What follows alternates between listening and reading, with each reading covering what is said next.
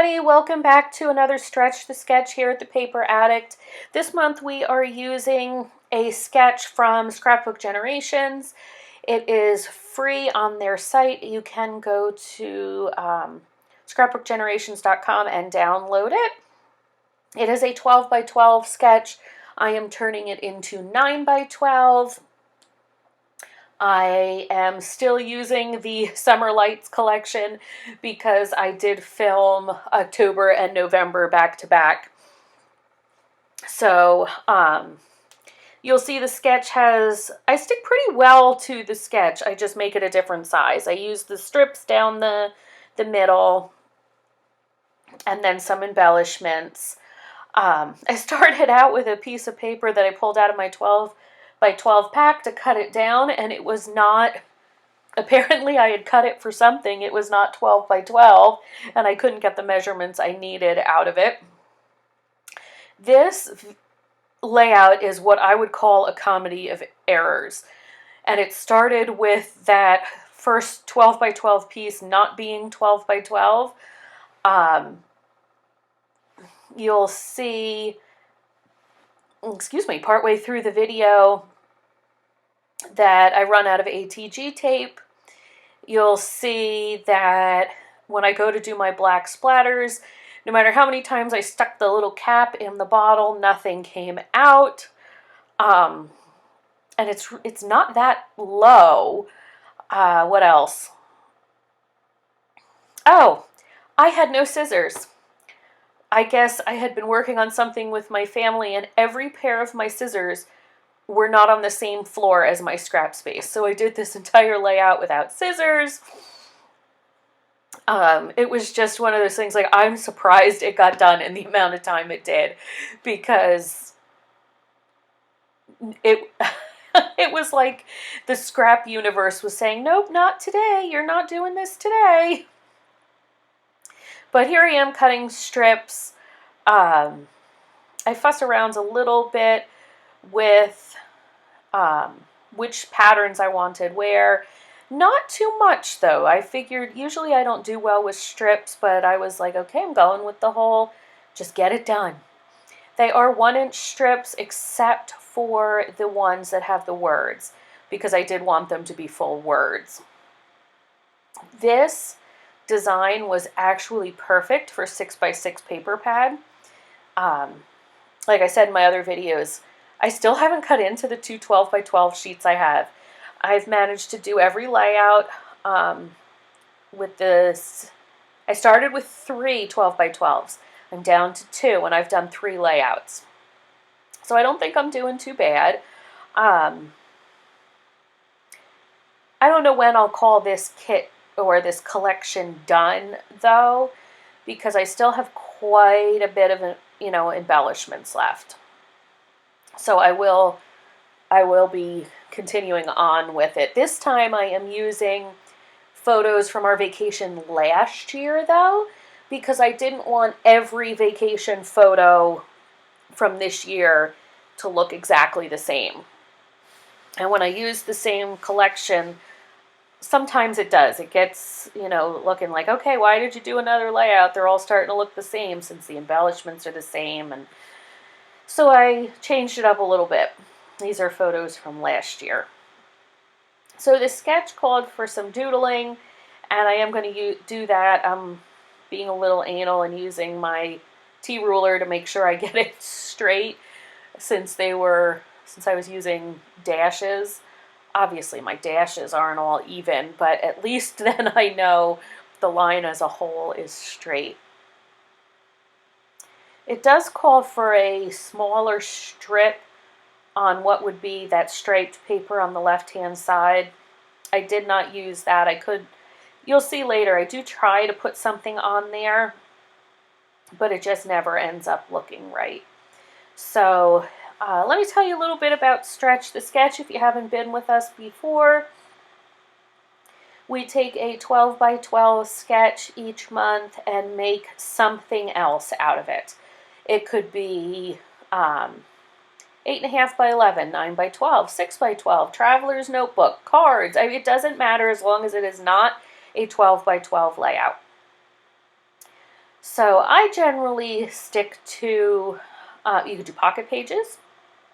I generally stick to, though, 8.5 by 11 or 9 by 12, just because they still fit in my albums fairly well.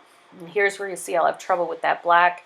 I am not a proficient card maker, if you've watched me for any length of time, so that's not something I will usually take a sketch and do, and I generally don't do pocket pages as well. If I do, it's just sticking extra photos in page protectors. But if you go in the description box below, you'll find links to all the other ladies participating. It's not a commitment where we have to do each month. We can do it as our schedule allows. So each month you will find inspiration from, all different people. One who may not have participated last month or may not have participated in 6 months. Or you might find some who participate every month. So there's always new ideas and new scrap or paper craft styles. And that's one of the reasons I love this, is it always is fresh then. So now I'm just going to do some backing my papers, and here's where my ATG runs out. I just pull out my double-sided tape. I like the Sukwang score tape. I like this better than red line tape. I feel like the backing is a little bit easier to get off that, and you can tear it with scissors. You don't have to cut it like you do with red line. Here's where I try to get that little strip down, and I end up not liking it. It just, I don't know. For me, it didn't do it, so it didn't go on. Oh, here's the other thing that was another of my comedy of errors. At one point, I did want to pop up one of my photos on some fun foam, and someone had taken all my fun foam pieces off my desk, and I couldn't find them. Come to find out, since I generally cut squares out of them first and then put the pieces together, my 3-year-old was using them as a Nerf gun.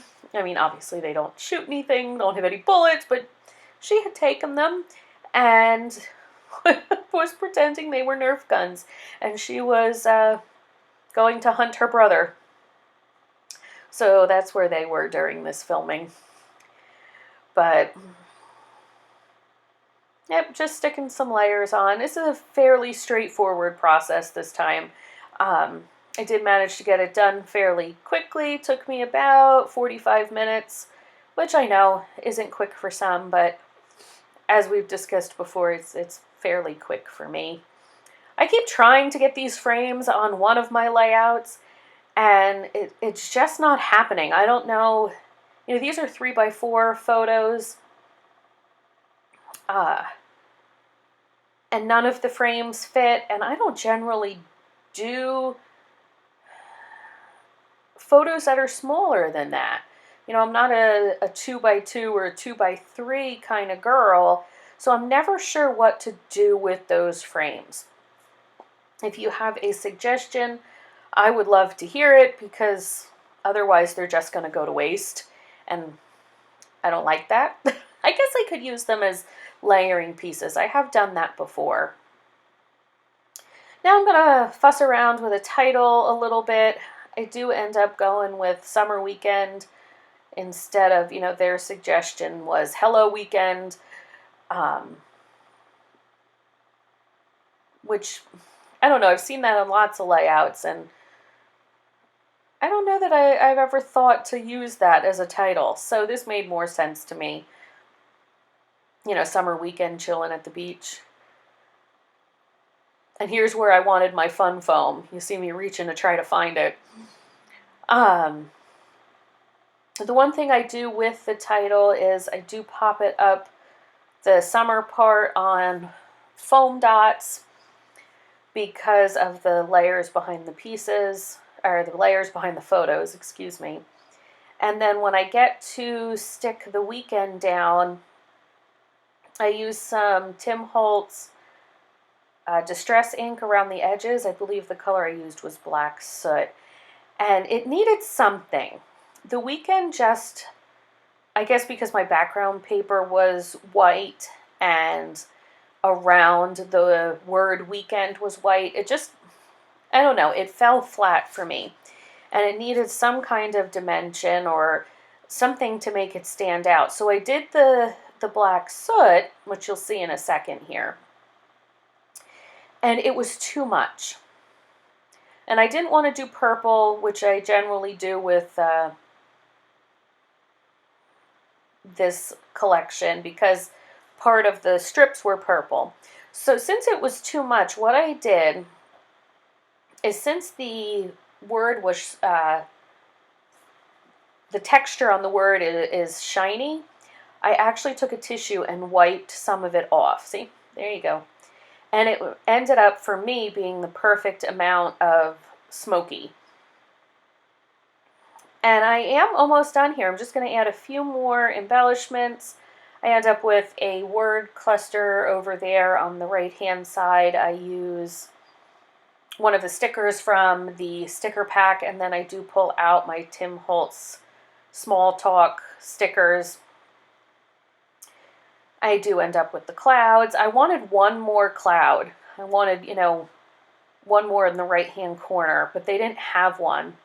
There was only two, so I thought about doing that foil square there and maybe putting the date, like the month and year we were at the beach, but I end up, in the end, going with a camera, which is another icon that I never use on my layouts. I mean, I guess it makes sense because it's a picture, but it's never something I think to use. So I am using liquid glue on my chipboard because I don't know about you guys, but my chipboard, if I don't, always falls off. I'll come back, and it doesn't matter. It could be years or it could be a week and the chipboard falls off. I'm going to put some enamel dots down. Those I can't even tell you where I got. I get them, whenever I see them. I've gotten them at scrap conventions in the dollar box. I've gotten them from actual companies, Echo Park kind of companies. Ones I've seen at Hobby Lobby, so I can't exactly tell you which ones are from where, but you can find them in a whole lot of places. I even see Hobby Lobby has their own brand now of enamel dots. So we're getting towards the end, guys. I think all I have left to do is put my journaling down. Oh, my word stickers. So I have word stickers and journaling to put down. But I want to remind you to check the description box below. There is always fun stuff there. Links to the other girls' videos or channels. I put links to where else you can find me on social media. I do have Instagram, I do have a blog and things like that. Also, in the description box below is always some information if I can find where these products are still available, and some of the tools that I use. There are links down below to that as well. So make sure to check that out.